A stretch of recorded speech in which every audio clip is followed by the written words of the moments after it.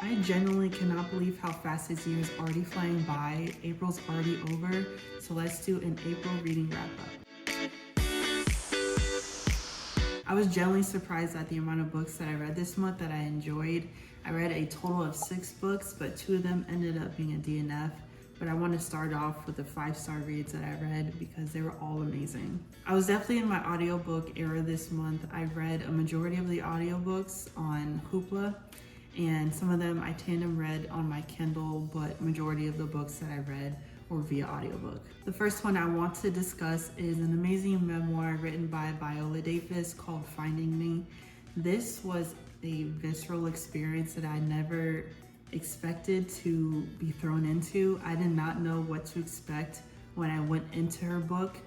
And as you all know, I love going to books blind. I rarely read the synopsis or anything about the book. Sometimes I read the trigger warnings, but even with that, I go in blind as well. Obviously, with any memoir, this is a book about the author's life. And Viola Davis honestly had a really hard life, she and her siblings, and honestly, her parents as well. Viola Davis and her siblings grew up in a small town in Rhode Island, and obviously back in the day, not many minority families were well off, so they were quite poor, to say the least. I would say dirt poor, and that's no dig at Viola Davis.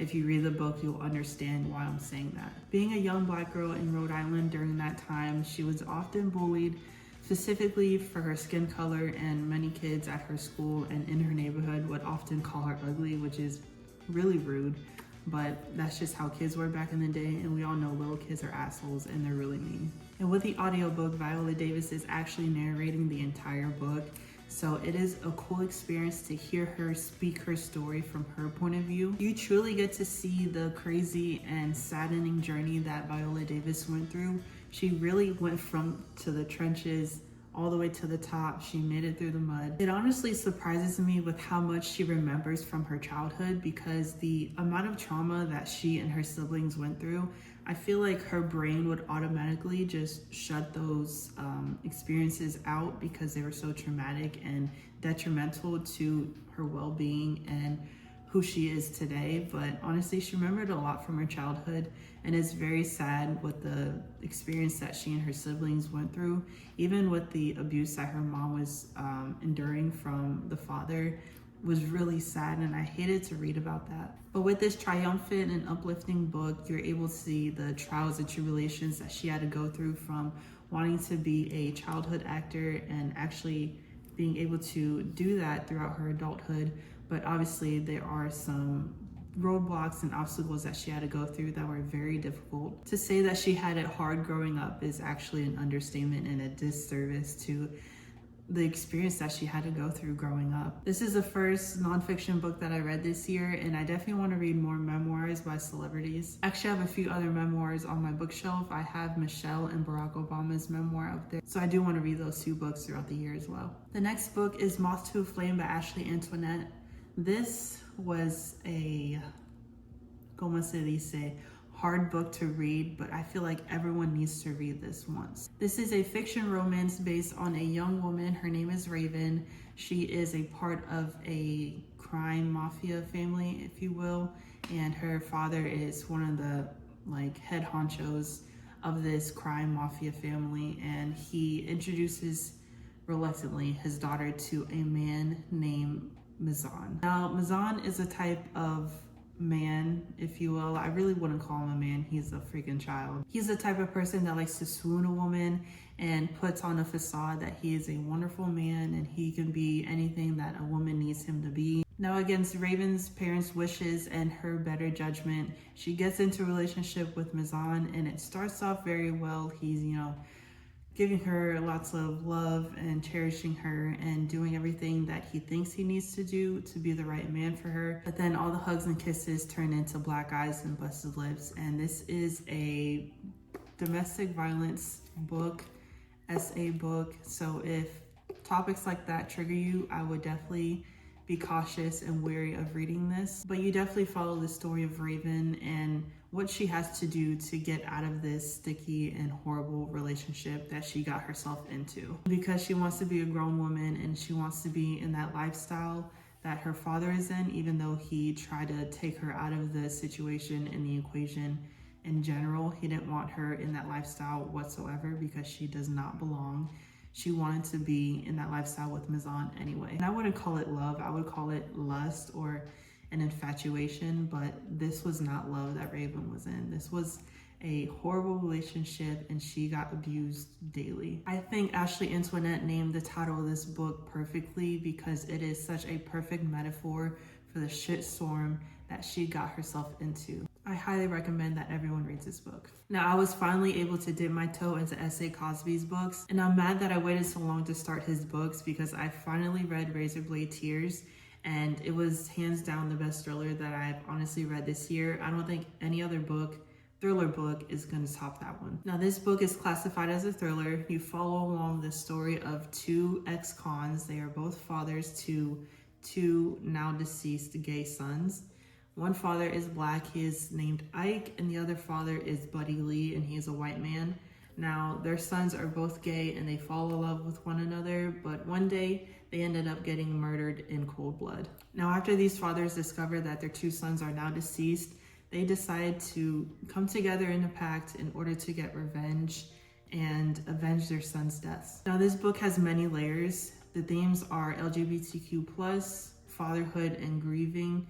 And I can say that Ike and Buddy Lee are two very flawed characters, and they are not the fathers that they needed to be to their sons while they were alive. So they definitely want to rewrite their wrongs and be better people and better characters for themselves because they weren't able to do that while their sons were alive. The banter between Ike and Buddy Lee had me cracking up. Buddy Lee is the type of character that he reminds me of, what is that show? Duck Dynasty, how they have such crazy metaphors and ways that they say things like, oh, that hurt like a butt cheek on a stick. Like the way Ike was able to say jokes within this book, it made it lighthearted when there were such heavy topics that were talked about. It made it a funny read at moments, but for the majority of the book, it was very heavy, intense. But it was honestly a really good read. The character development for Ike and Buddy Lee is honestly top tier, out of this world. The way that they were at the beginning of the book, you know, reluctant to accept that their sons were gay, and they didn't like the idea of the whole LGBTQ, you know, community, and they didn't understand why their sons were the way they were.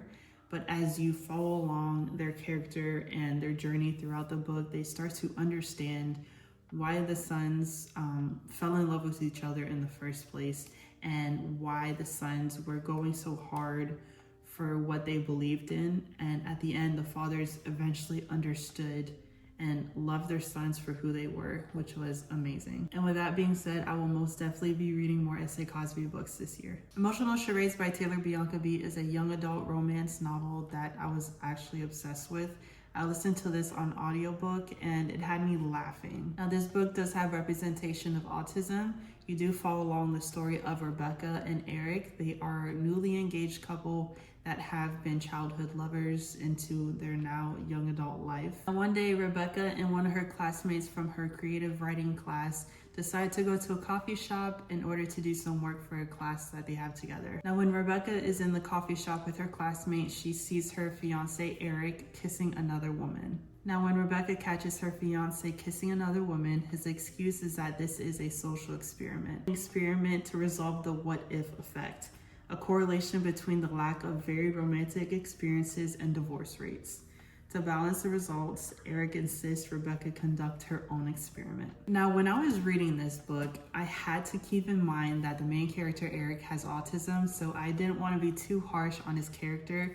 Specifically, he has Asperger's, so it is a social autistic disorder. And I feel like in Eric's mind, he generally just thought this was an experiment and he did not see cheating in the way that everyone else in society would. Obviously, Rebecca is pissed that she caught her fiance cheating on her, so she decides to have a little fling with her classmate Christian, and that was the one that she went to the coffee shop with. Now she has to battle the two men. She doesn't know whether she wants to stick around and stay solid with her fiance or whether she wants to entertain this new boy toy, if you will, named Christian. This was the second book that I've read that had autistic representation in it, and Taylor Bianca B honestly executed it very well. If you want a good laugh, make sure you read that book because it had me cracking up. The House of Eve was my first historical romance book of this year, and it did not disappoint. Now, this is a dual point of view book about two Black women based in the 1950s.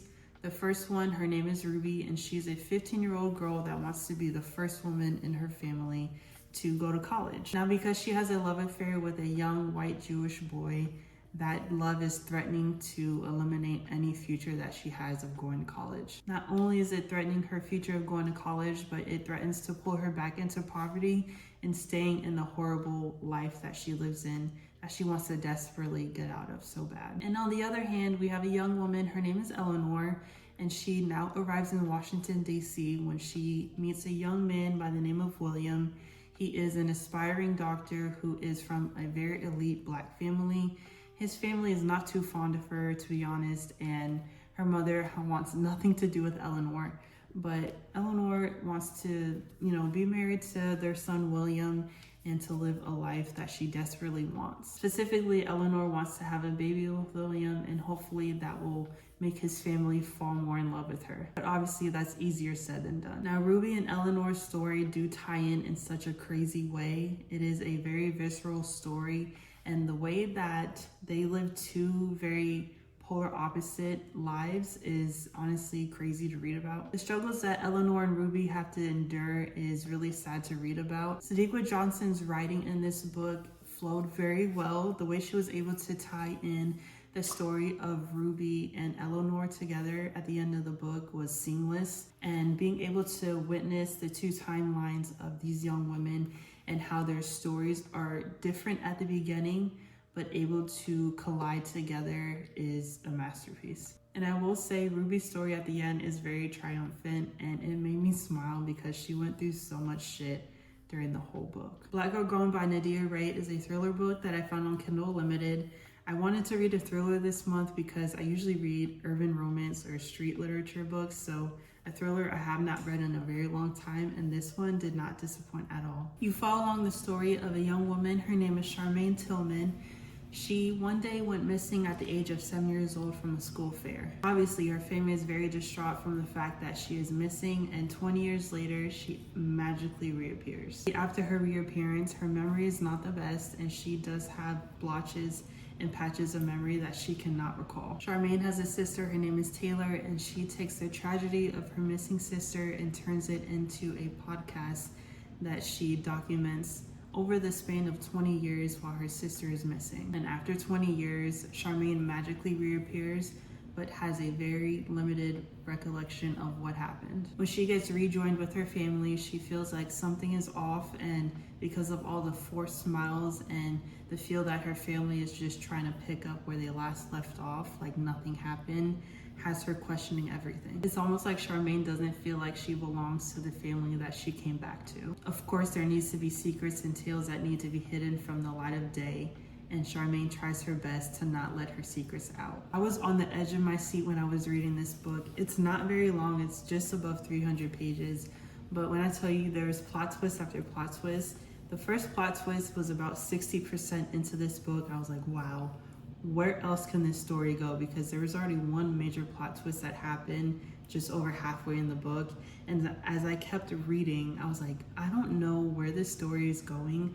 I don't know how Charmaine is going to recall all the facts and everything that happened to her when she was missing. And the fact that 20 years have gone by, there's a lot of information that needs to be, let out into the public eye. As far as the characters for this book, I'm gonna start off with her sister, Taylor. She's honestly one of the most annoying characters that I've read about in a book.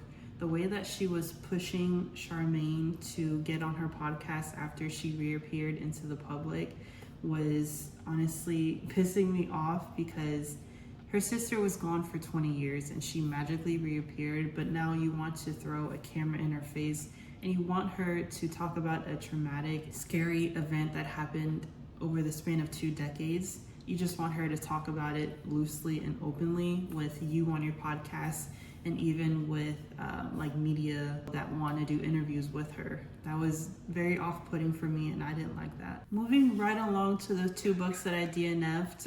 The first one is Flock by Kate Stewart. This one was recommended to me via one of my TikTok videos. I asked people to give me book recommendations about one of the saddest books that they have ever read. And I've seen this book quite a few times on my timeline over the last year. So I said, might as well pick it up, see what it's about. And I read about 67% into the book after I DNF'd it. This is a contemporary romance about a young woman that moves to a small town where her father lives. She decides to live with him and work for him for a year in order to get a lump sum of money to help out she and her mom. Now, her and her mom have not an estranged relationship, but it wasn't the best growing up for her. Her mom wasn't the mom that she needed to be, and her father was estranged. He was not really in the picture, and he rarely helped them out financially, even though he makes a ton of money. Now, when Raven moves into this small town and she begins her first day of work at her father's company, she meets a young man. He is pretty much like her supervising manager. I guess that's his job title. And they hit it off pretty well from the start. After the first day of work, he invites her to his home where he's having like a kickback party, whatever you want to call it.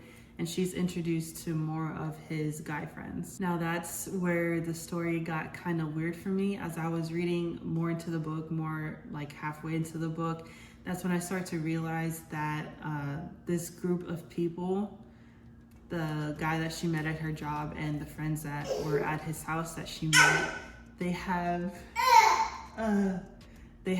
this sort of group. It's more to me like the Masons. That's how the author referenced this group in her book. And it's also like birds of a feather flock together type of situation. And it is kind of an odd group of people. They're the type of people that have the idea and the thought process of living in the now, but after something happens, that something becomes nothing. I find that kind of odd, and I feel like this book was pretty melodramatic and the characters I didn't really connect with. So for that reason, I DNF'd it. And the last book on the DNF list is Lure Me Down by Latoya Jeter. This book I found on Kindle Unlimited. It is a Christian romance book. And I went into this book blind, as I said earlier in the video. But as I was reading, I got to about 35% into the book. I know, you're talking a lot. And there was one scene that I was really turned off by. So the female main character, her name is Faith, and she got introduced to a new DA in her town. And they hit it off pretty well right off the bat. And one day he invited Faith to his home. They were kicking it, having drinks, and she might have had one too many. And I wouldn't say the man took advantage of her.